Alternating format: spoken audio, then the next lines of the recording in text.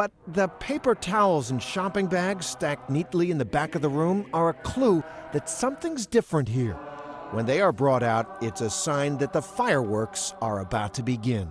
Most of our services are just a normal Baptist service, until we get to the end when we tackle the believers. And when Pastor John says tackles, he means it literally. Agape Bible Church is a deliverance church where they say they expel demons through prayer. I bind you. No! I bind you. No! Now listen and go. It begins quietly. Command every demon right now to look up to the third heaven. But they leave through incessant yawns, and then sometimes they'll leave with pockets of air coming up, burps, or they'll leave with actual mucus. Some of this is painful. It's just that demon having to leave under the authority and the power of the Lord Jesus Christ. By 9 o'clock, the room is filled with screams, moans, writhing bodies. Up and out, up and out. It is about as far from the Catholic Church's secretive rite of exorcism as you can imagine. You can't hurt her demons. Jesus did it publicly. He didn't do it behind closed doors. It was right out in the open. He healed and delivered from demons, and he healed. Diane Kohler says deliverance has changed her life.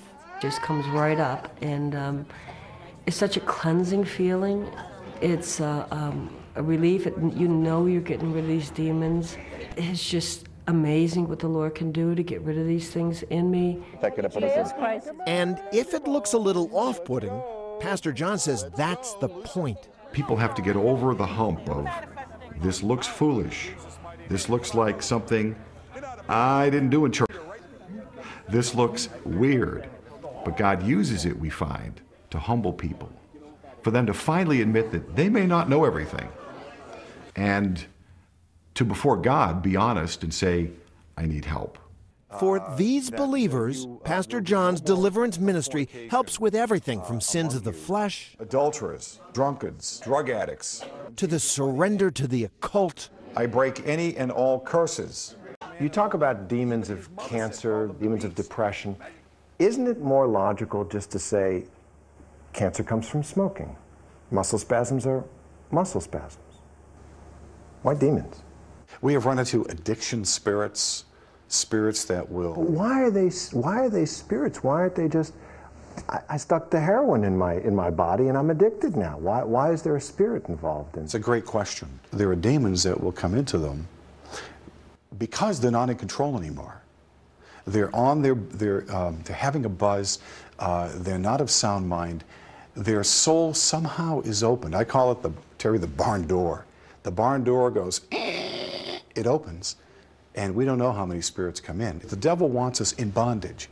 And for this pastor, the devil's doorways are discovered in all kinds of places. We have found demons that come in through tattoos. How many ever fool around with a Ouija board? Martial arts is also very dangerous. Another open door for the enemy to come into us. Get out of Owen. You loose him and let him go. He's a young man of God. Now come on, move. He was introduced to deliverance, the ministry, full gospel. He was probably, I think, around 6 years old. You may remember his father, Kevin, who was delivered earlier after this outburst, what they call manifestation. I feel lighter, and so it's been truly a blessing. It is a blessing he feels he is sharing with his son by bringing him to Agape. And although Owen appeared dazed after the deliverance was finished, he tells us afterward that he is thankful for it. It feels good on my body and in my heart. It feels good from the Lord. Until you go through something like this, no one could truly get the understanding of this little man. How, like you said, Baggy said, he's down there doing whatever he was doing, and it's a battle. It's a battle, and I believe it's a battle between the Lord and the devil. Jesus Christ's name. Owen's father says this is helping.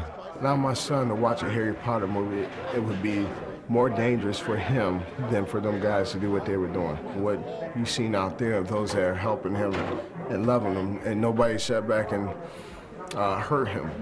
Everybody sat back and was praying for him and everything else. Get off of me! He's saying, get off of me. People at home are going to watch that and they're going to say, Pastor John, that's child abuse. What are you doing to that 8-year-old boy? Genuine biblical deliverance. You care about the person.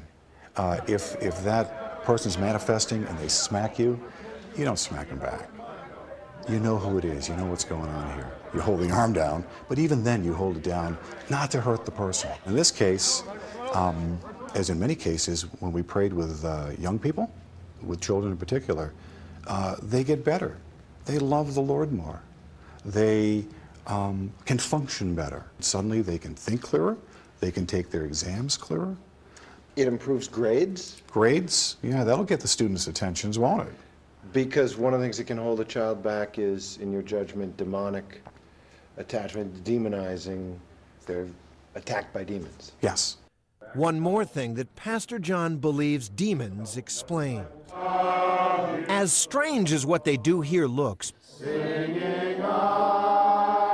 Pastor John and the others in this room believe it is about the triumph of good over evil.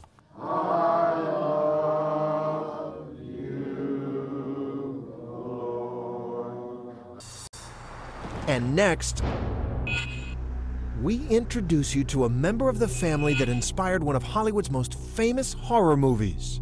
So do you believe that Satan was at work in that house? Without question.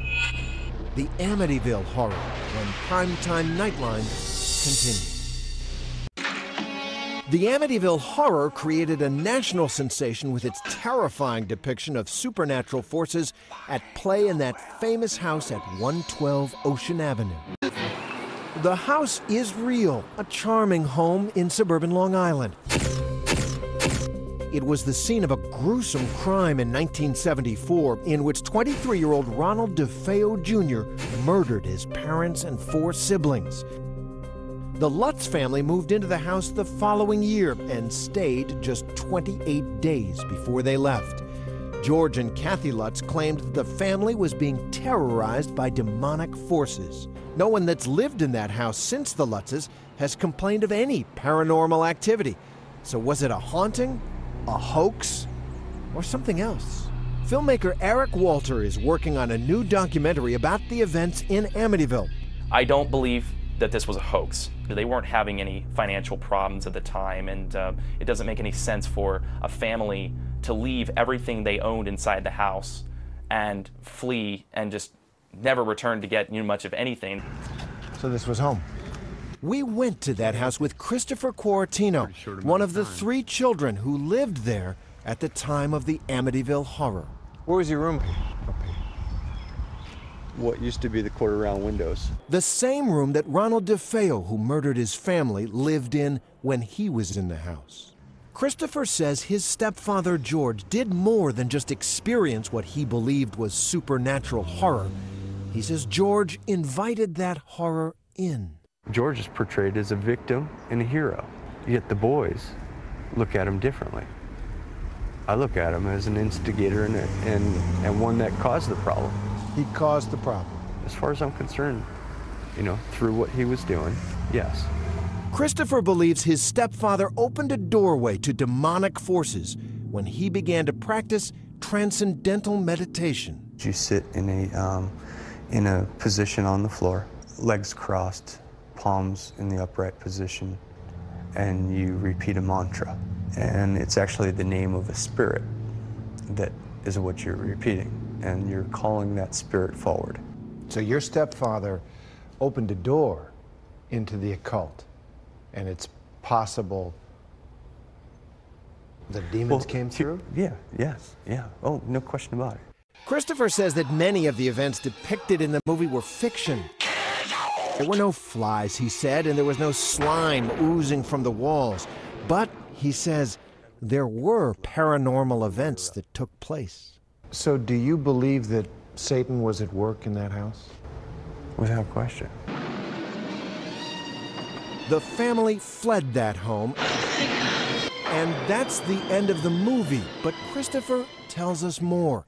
His parents were so afraid they were exorcised. You don't get an exorcism because you lived through a haunting.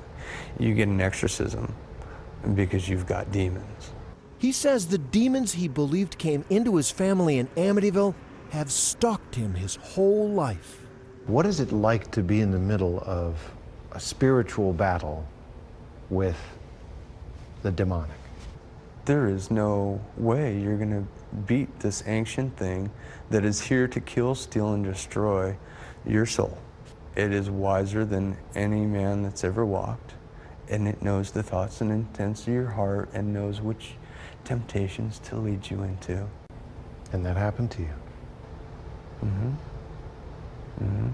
It took me to the very edge. I became everything that was against my integrity and had to come back to being who I was called to be.